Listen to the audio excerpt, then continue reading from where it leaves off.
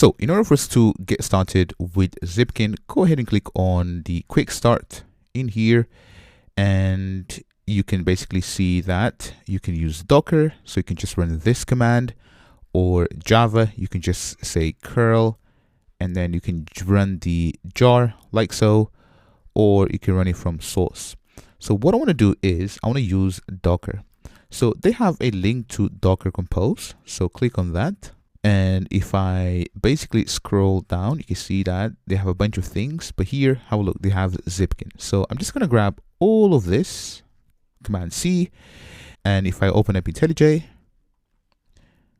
and then close this, and in here, let me just collapse everything and open up our Docker Compose.yaml. And if I collapse all of these services, let's add Zipkin in here, so very last one. And basically I'm going to leave the image as is. I'm going to remove the environment variables. So here you can actually use Zipkin to store data to a MySQL database. So let's not do this for now, so let's just remove everything.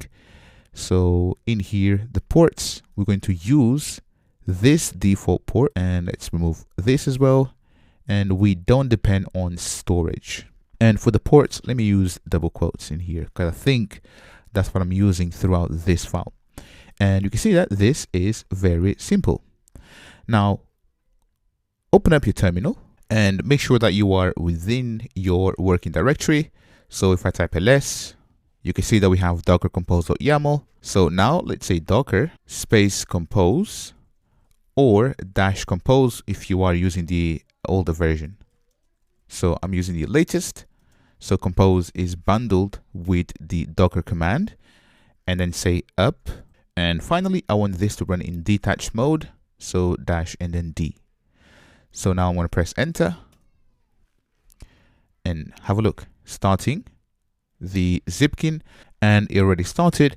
But if you're running this for the very first time, then it should actually pull down the image. So for me, it's up and running. And if I type docker logs and then Zipkin, have a look. So we have a bunch of logs in here, but in here we have HTTP localhost 9411. So let's just take this address and open up your web browser and then paste it in. And there you go. So you can see that we have a Zipkin server up and running. Currently, we haven't got anything sending tracings to this server, and that's what we're going to do next.